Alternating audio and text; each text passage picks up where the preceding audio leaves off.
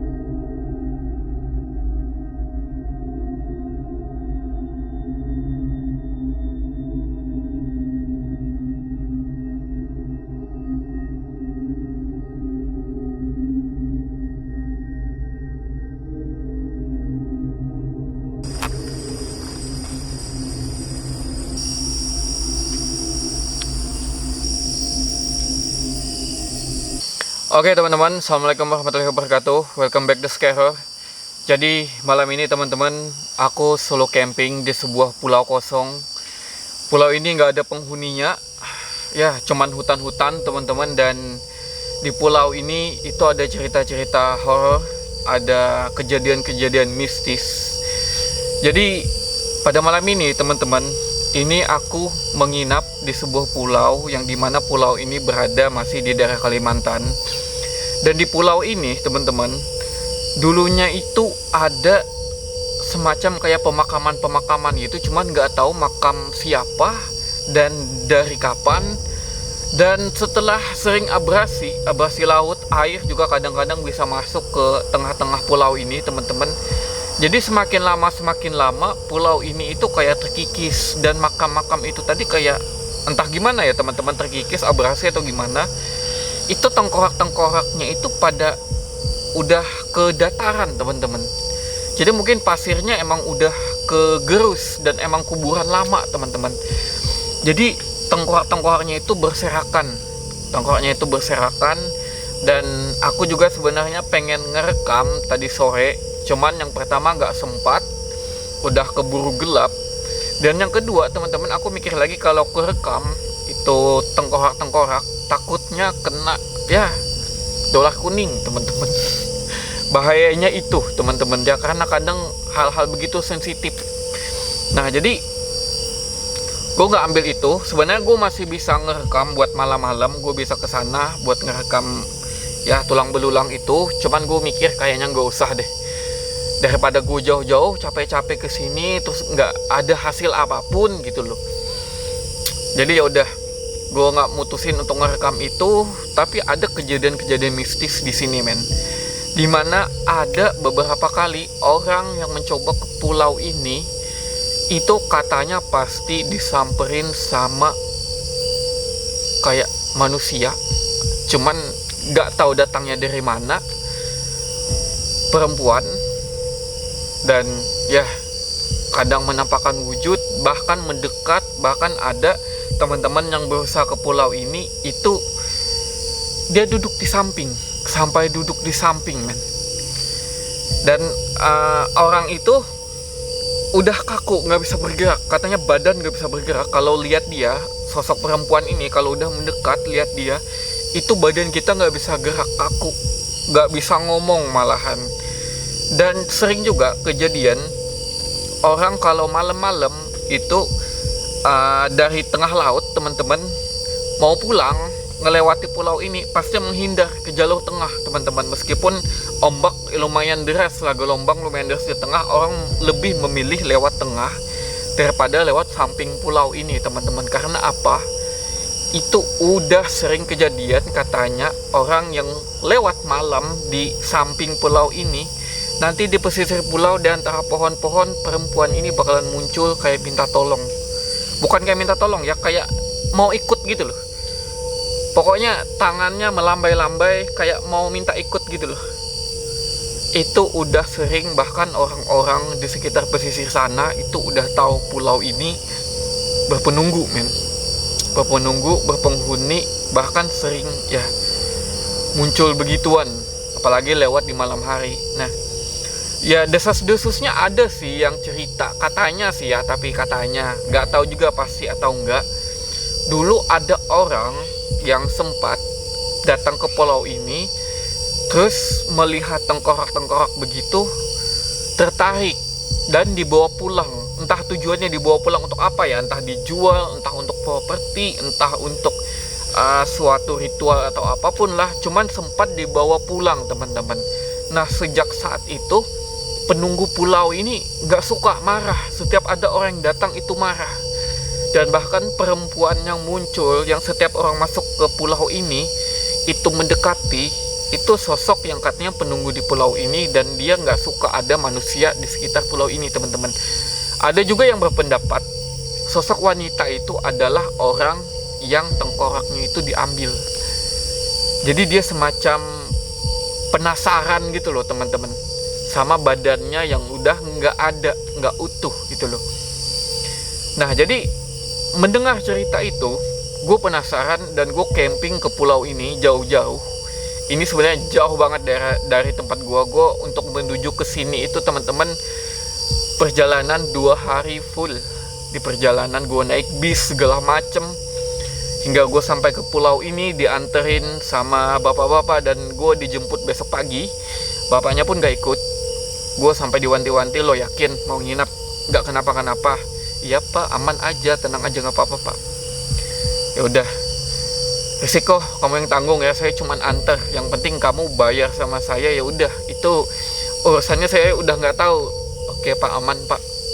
Ya udah, gue diantar ke pulau ini. Gue menginap 1 malam dan besok pagi gue bakalan dijemput. Dan gue nggak tahu nantinya gimana di pulau ini dan benarkah desas-desus ceritanya itu, karena yang gue dapat dari narasumber orang-orang yang menceritain ini itu nggak cuman satu yang lihat dan ditemuin.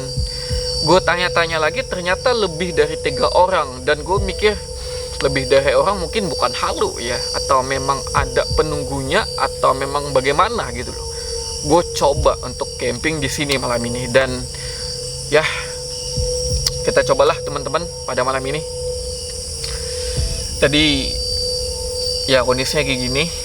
Gue camping di antara jalan aja nih teman-teman, karena bener-bener di sekitar tempat ini hutan, semak-semaknya lebat banget. Gue nggak bisa buat nebas-nebas teman-teman karena udah lumayan malam, agak ribet. Ya udah, gue pasang tenda seadanya di jalan. Ini sebenarnya jalan teman-teman. Gue nggak ngambil di pantai juga karena takutnya air pasang atau air naik malamnya. Gue bingung, jadi gue bener-bener masuk ke dalam hutannya di tengah-tengah pulau dan gue pasang tenda teman-teman. Oke, kita bakalan coba camping di sini teman-teman.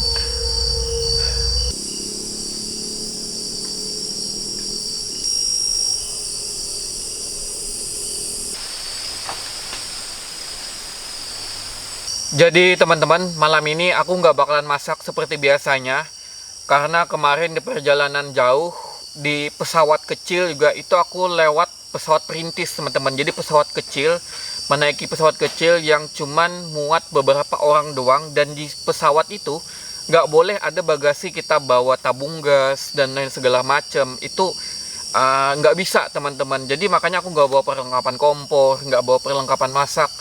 Ya, jadi otomatis malam ini aku beli makanan-makanan instan aja teman-teman. Ya, aku bawa seperlunya aja. Ini aku bawa air. Sebenarnya masih ada 1 air lagi di tas teman-teman buat cadangan. Aku bawa air minum. Dan ya, aku beli roti-roti teman-teman. Jadi ini bekal sarapan kita untuk malam ini teman-teman. Besok paginya juga udah dijemput. Ya, aku bawa roti, ada beberapa.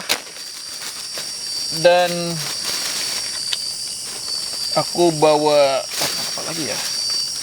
Bawa sosis teman-teman. Aku bawa 2 sosis untuk ya ganjel-ganjel perut juga.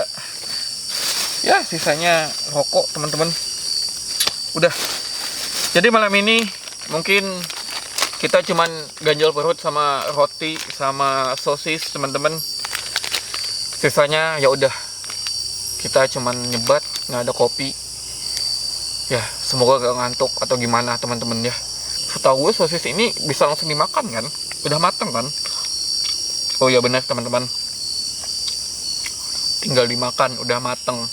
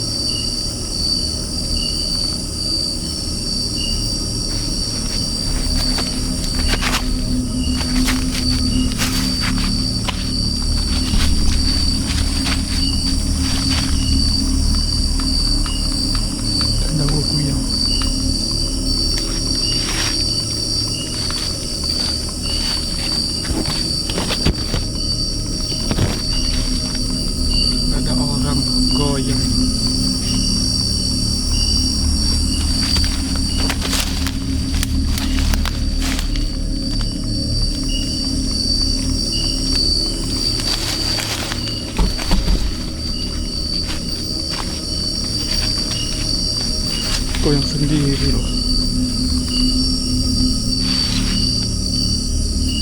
Goyang sendiri loh.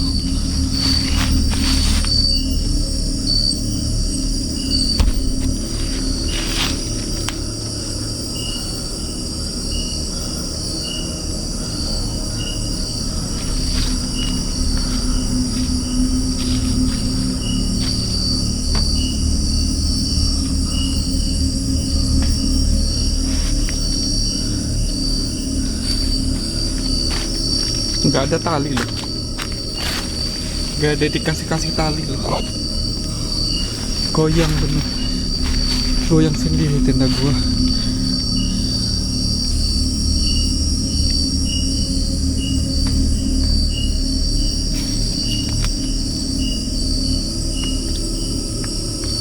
Astagfirullahaladzim, astagfirullahaladzim.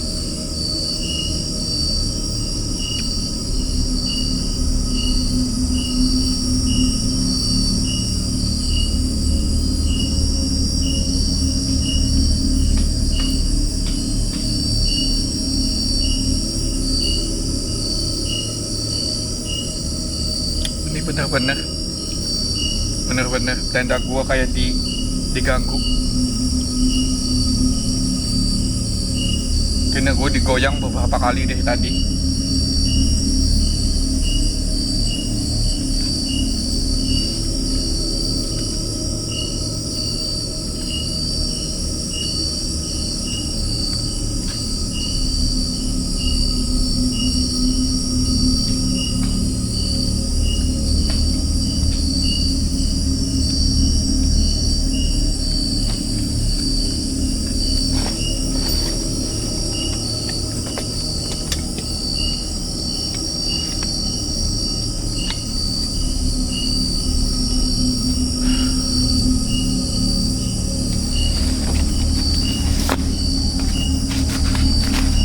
Tenda gua bener-bener digoyang beberapa kali dari tadi.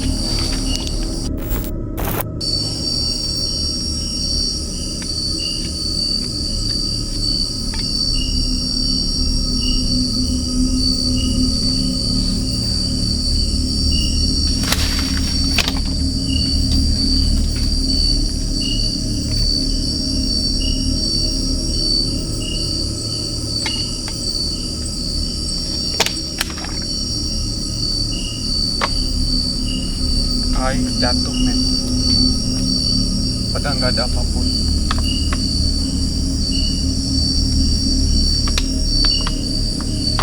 Jatuh. Gue masih nggak habis pikir teman-teman. Ini airnya masih banyak, masih berat. Gak mungkin angin ngejatuhin minuman seberat ini men. Ini masih ada setengah loh. Dan gue udah lihat video, itu kaki gue nggak ada nyenggol. Gue jauh dari air, dan sekilasan gue lihat air ini kayak disenggol, dan bukan dari kaki gue. Nah, banyak banget suara-suara dari sini. Kayak entahlah ya, entah buah yang berjatuhan atau apa. Cuman gue perhatiin nggak ada buah-buah apa-apa di sini. Itu barusan kayak suara keras, kayak barang, kayak apa ya, kayak batu dilempar ke atas pohon gitu loh. Jadi gue udah cek di luar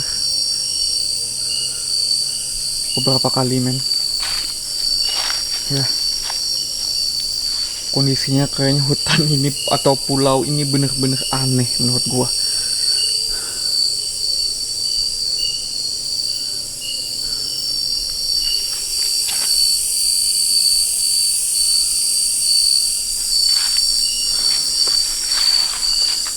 Dan bener-bener tenda gua diganggu, bener-bener diganggu.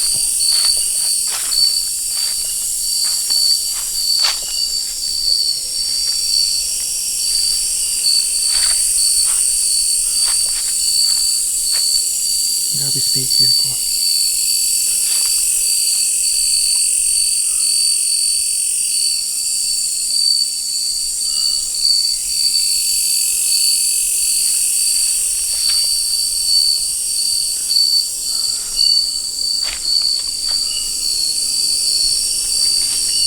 Nggak ada aktivitas hewan, nggak ada apapun.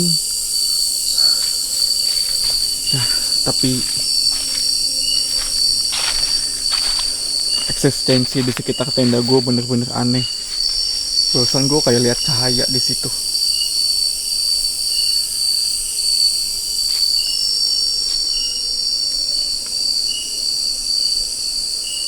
Bener-bener kayak ada aktivitas paranormal gitu loh teman-teman. Nggak tahu ya apa ya. Barang-barang gue berjatuhan, tenda gue jelas banget kayak digepok-gepok orang, beberapa kali digoyang-goyang. Kalau ke bawah kemana sih? Semak banget teman-teman di sana. Hutan banget, semak banget.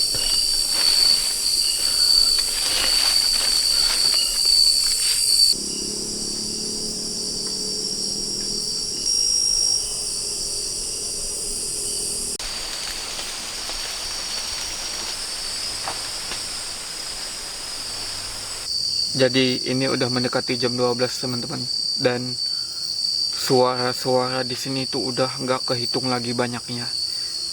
Di sekitar aku, di sekitar tenda itu benar-benar kayak suara, kayak ada aktivitas, kayak orang jalan, kayak ada apa ya, sesuatu dilempar dari tadi, dan benar-benar aneh.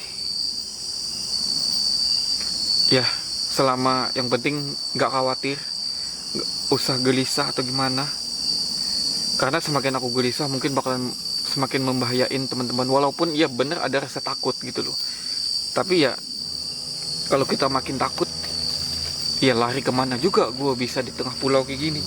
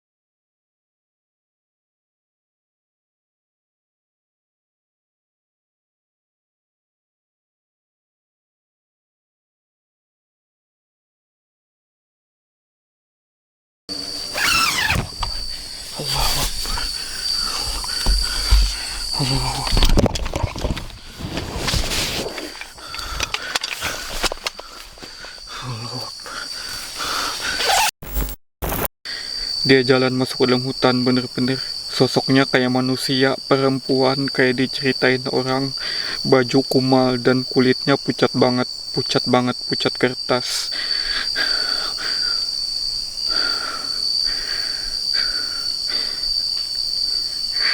Aku kayak bener-bener bingung, kenapa lampuku melayang gitu loh, kenapa lampuku melayang, bener-bener kayak lihat lampuku kayak jalan, tapi di belakang lampu aku nggak lihat sama sekali karena silau. Ternyata ketika dinyalain sinter, bener-bener ada kayak perempuan pucat banget itu nyeret lampu dan masuk ke dalam hutan, jalan masuk ke dalam hutan.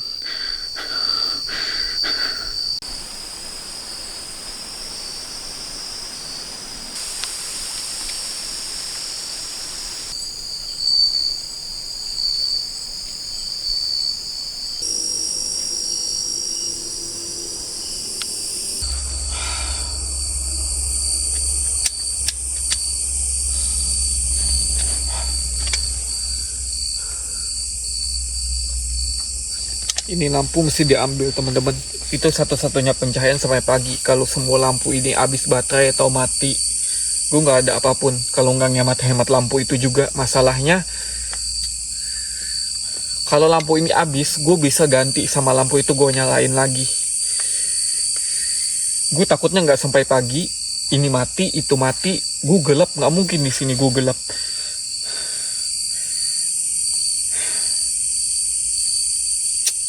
Ayolah.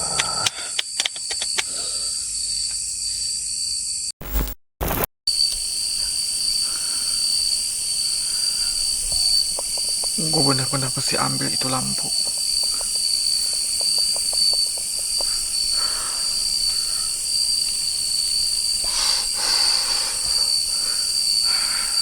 Gue harus beraniin diri ambil itu lampu.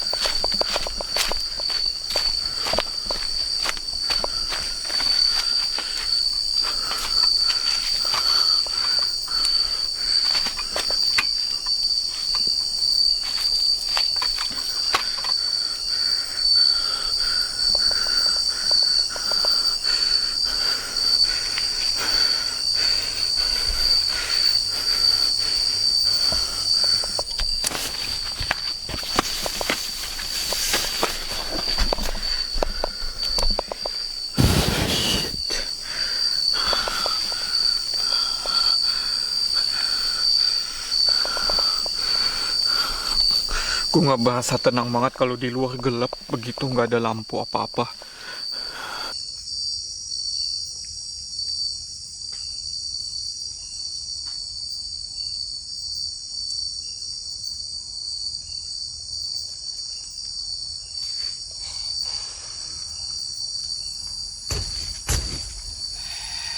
Astagfirullahaladzim.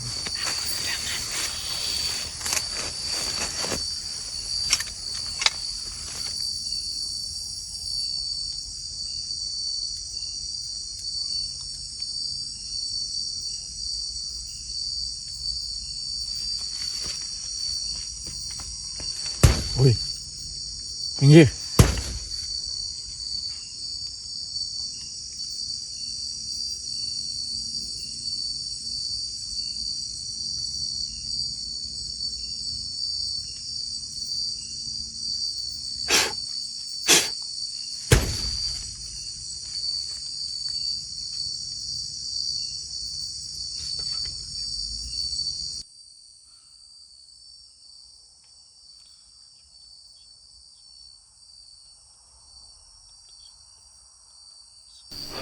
Ini aku nggak tahu lagi, di luar banyak banget suara-suara aneh.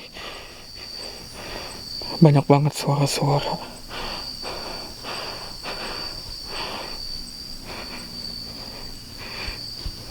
Bener-bener kayak ada aktivitas di luar.